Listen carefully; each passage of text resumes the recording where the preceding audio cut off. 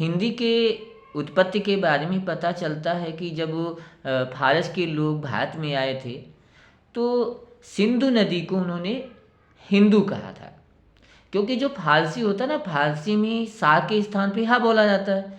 यही हिंदू यही जो है हिंद जो शब्द है ना, तो ऊ का जो है लुप्त हो गया। जो मात्रा है ना, देख रहे हैं ना, ऊ, ये लुप्त हो जाने पर क्या बन रह गया, हिंदी रह गया। और हिंद में एक प्रत्यय लगने पर हिंदीक बना, जिसका अर्थ होता है ना हिंदी का। और बाद में जो हिंदी शब्द बना ना, का लुप्त हो गया। और जो का लुप्त हो गया तो शेष क्या बचा, हिंदी शेष बचा। तो यानी कि हिंदी बना। और धीरे धीरे यही खड़ी बोली के लिए हिंदी शब्द का प्रयोग होने लगा। और अंग्रेजी शासन के समय हिंदी जो शब्द था ना, हिंदी हिंदुस्तानी खड़ी बोली और हिंदवी शब्दों का प्रयोग लगभग एक ही भाषा के लिए उपयोग होता था। यदि बात की जाए उद्भव और विकास के संबंध में, यहाँ पर तो मैं संक्षिप्त ही बात कर रहा हूँ, आगे इसके विषय में चर्चा तो होगी ही। तो देखिएगा, वर्तमान में हिंदी आधुनिक भारतीय भाषाओं में प्रमुख है, ये तो स्पष्ट ही है। इसका निर्माण अनेक उपभाषाओं तथा बोलियों से मिलकर के हुआ है। तो बहुत से जो भाषाविद हैं वो बताते हैं कि सौरसेनी प्राकृत से ये उत्पन्न सौरसेनी अभ्रंश से हिंदी की उत्पत्ति मानते हैं। हिंदी की बोलियाँ, उसकी यदि बात करें तो 5 उपभाषाएं होती हैं, यानी हिंदी की 5 उपभाषाएं हैं। पश्चिमी हिंदी, पूर्वी हिंदी, बिहारी हिंदी, राजस्थानी हिंदी और पहाड़ी हिंदी। इन भाषाओं के अंतर्गत भी अनेक बोलियां हैं जो अपने स्वर्णिम काल में साहित्य की अखिल भारतीय भाषा बनी और अब सीमी क्षेत्र की बोली बन करके रह गई है। और देखिएगा, हिंदी की उपभाषाओं और बोलियों को डॉक्टर हरदेव बाहरी ने जो वर्गीकृत किया है वो मैं आपसे बात कर रहा हूँ। चलिए देखिए आगे। तो जो आप देख रहे हैं पूर्वी हिंदी, तो पूर्वी हिंदी के अंतर्गत आते हैं अवधी, बघेली, छत्तीसगढ़ी। तो पहले संक्षिप्त में जान लीजिए पूर्वी हिंदी कहाँ कहाँ बोली जाती है, कहाँ से कहाँ तक है। बाकी इसके आगे तो अभी हम बात करते हैं अवधी, बघेली, छत्तीसगढ़ी और सभी की बात करते हैं, पर इतना यहीं पर जान लीजिएगा। पूर्वी हिंदी उपभाषा का जो क्षेत्र है कानपुर से मिर्ज़ापुर तक और लखीमपुर की उत्तरी सीमा से दुर्गबस्तर की सीमा तक है। और पूर्वी हिंदी उपभाषा के अंतर्गत 3 बोलियां हैं जो मैंने आपको बता रहा हूँ। देखिएगा, जो अवधी है, बघेली है और छत्तीसगढ़ी है। अगली जो है बिहारी हिंदी, यानी जो इसके अंतर्गत है भोजपुरी है, मगही है, मैथिली है। इसके बाद जो है तीसरी है पश्चिमी हिंदी। पश्चिमी हिंदी जो कौरवी कहते हैं, इसे का दूसरा नाम है खड़ी बोली। और इसके अंतर्गत जैसे कौरवी आती है, हरियाणवी आती है, दक्षिणी आती है। ये जो है दिल्ली के उत्तर पूर्व से लेकर के हिमालय की तराई तक जो बोली जाने वाली है उसे जो है पश्चिमी हिंदी कहते हैं। देखो, पश्चिमी हिंदी में कौरवी तो है ही, हरियाणवी है, दक्षिणी है और ब्रजभाषा है, बुंदेली है, कन्नौजी, यानी 6 भाषा जो है आती हैं।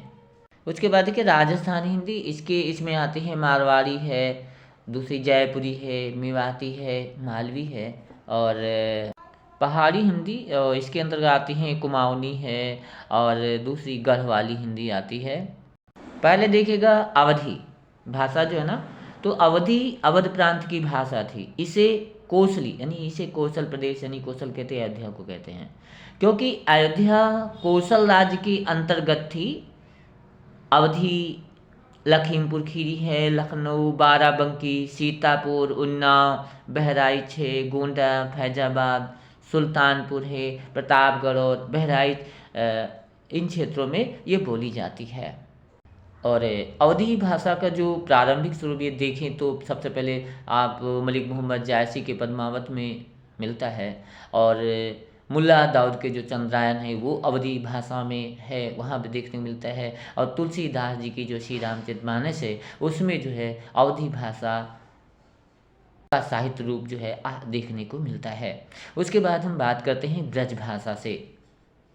ब्रज भाषा यानी ब्रज प्रदेश में बोली जाने वाली सबसे समृद्ध भाषा बोली है।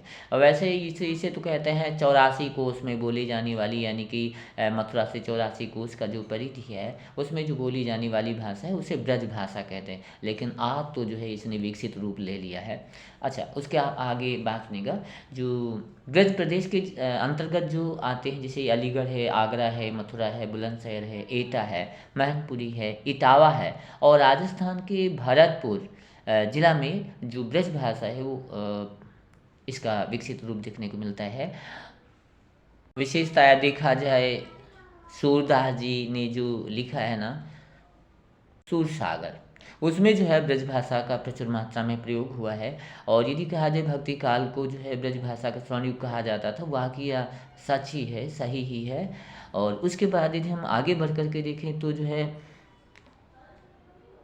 भारतीय युग में भी इस भाषा को जो है देखने को मिलता है प्रचुर मात्रा में। अब देखिए, जो खड़ी बोली है इसका दूसरा नाम जो है क्या है, कौरवी। तो आपको भ्रमित नहीं होना है, खड़ी बोली को ही कौरवी के भी नाम से जाना जाता है। तो प्राचीन समय में जो कुरु जनपद इसका जो है प्रमुख केंद्र था, और वर्तमान में ये देखा जाए तो मेरठ दिल्ली इसका मुख्य केंद्र है। इसके अलावा जो है सहारनपुर है, मुजफ्फरनगर है, मुरादाबाद, बिजनौर और रामपुर में खड़ी बोली प्रचलित है। बुलंदशहर और देहरादून का कुछ भाग भी खड़ी बोली क्षेत्र में ही आता है। और खड़ी बोली को कौरवी मैंने बता ही दिया है, कौरवी कहते हैं। हिंदी, ये जो है हिंदी हिंदुस्तानी तथा उर्दू की भी जो है मूल आधार रही है। जो भोजपुरी है तो इसका क्षेत्र विशाल है। इसके क्षेत्र की बात करें तो जैसे बनारस है, गाजीपुर है, देवरिया, गोरखपुर है, बलिया है, आजमगढ़ और जौनपुर, मिर्ज़ापुर, बस्ती के कुछ भागों में भोजपुरी बोली जाती है। बिहार, शाहाबाद, सारण तथा झारखंड में रांची, चंपारण भोजपुरी का जो क्षेत्र है। और यदि बात की जाए इसके अलावा अन्य क्षेत्रों में से मॉरिशस, सूरीनाम, त्रिनाद, गुयाना, फिजी में भी जो है भोजपुरी बोली जाने वालों की संख्या अधिक है। बात क्या थी, जो पूर्वी क्षेत्र के जो मजदूर थे, कामगार थे, यानी काम करने वाले थे, वो भी अपनी भाषा भोजपुरी को इन देशों में ले गए। जो कुमाऊनी है वो उत्तराखंड में कुमाऊं क्षेत्र की पहाड़ी भाषा है। इसके अंतर्गत जैसे नैनीताल है, पिथौरागढ़ है, अल्मोड़ा है और हल्द्वानी का क्षेत्र आता है। गढ़वाली, ये उत्तराखंड के गढ़वाल मंडल की भाषा कहलाती है, यानी गढ़वाली कहलाती है। इसमें जैसे गढ़वाल जो है टिहरी आती है, चमौली है, उत्तरकाशी जिले आते हैं। और गढ़वाली का यदि आदर्श रूप देखना है तो आपको जो है गढ़वाल में देखने को मिलेगा। इसके बाद बात करते हैं मैथिली, जो है वो मिथिला क्षेत्र में बोली जाने वाली भाषा है। हाँ, तो इसके जो क्षेत्र आते हैं जैसे दरभंगा है, मुजफ्फरनगर है, पूर्णिया है, मुंगेर है, भागलपुर में जो है ये भाषा प्रचलित है। और मैथिली बोलने वालों की संख्या 1 करोड़ से अधिक, यानी काफ़ी है। और इस भाषा में गद्य हो या पद्य हो, सभी रूपों में जो है आपको देखने को मिलती है। जो बघेली है वो 12वीं शताब्दी के बघेलखंड राज्य की भाषा बघेली कहलाती है। और आज भी देखा जाए तो रीवा और उसके पास का जो क्षेत्र है वहाँ ये बोली जाती है। और जो वर्तमान में जो बघेली का क्षेत्र है वो झारखंड राज्य में आ गया है। और यदि इसमें विशेषता की भी बात यदि की जाए तो बघेली भाषा जो है ना और अवधी जो है, इसकी जो प्रवृत्तियां हैं यानी जो विशेषताएं हैं बहुत सी एक जैसी ही दृष्टिगोचर होती हैं, देखने को मिलती हैं। उसके बाद हम बात करते हैं छत्तीसगढ़ी से। जो छत्तीसगढ़ी भाषा है तो वर्तमान में छत्तीसगढ़ राज्य की रायपुर है, बिलासपुर, दुर्ग है और राजनांदगांव ये आते हैं। जो छत्तीसगढ़ी बोली का जो क्षेत्र ना, कभी इससे पहले की बात हो तो बताते हैं चेद वंश के राजाओं के नाम पर इसका नाम चेदीसगढ़ था। जो धीरे धीरे लोक भाषा में परिवर्तित हो गया, वो क्या नाम हो गया, छत्तीसगढ़ हो गया। लेकिन इस भाषा का जो साहित्य में जो है अभाव है। हरियाणवी, तो जो है हरियाणवी जो भाषा है ना, हरियाणा राज्य की प्रमुख भाषा हरियाणवी कहते या हरियाणी कहेगा, बात ही की है। इसके जो बोलने वालों की संख्या काफ़ी है, यानी हरियाणा के जो जाट है ना उनकी संख्या अधिक है। इसे जाटू भी कहा जाता है, ध्यान रखिएगा, क्या बताया, जाटू भी कहा जाता है। अनेक भाषा वैज्ञानिकों ने हरियाणवी को स्वतंत्र भाषा ना मान करके इसको क्या बताया है, खड़ी बोली की ही उपबोली माना है। पुनः ध्यान दीजिएगा, खड़ी बोली को ही क्या बताया है, वो बोली बताया है। क्योंकि हरियाणवी और खड़ी बोली की ध्वनियों में काफ़ी समानता है, यानी एक रूपता दिखाई देती है। और ये भाषा तो बोलचाल की भाषा तो रही, लेकिन लिखित साहित्य का इसमें अभाव है। लोक साहित्य में भी लोकगीत भी अवश्य रचे गए, लेकिन जो मैंने बताया ना, इसका जो साहित्य है वो जो है विधिवत रूप से यानी अत्यधिक रूप से या कहेगा इसका अभाव है।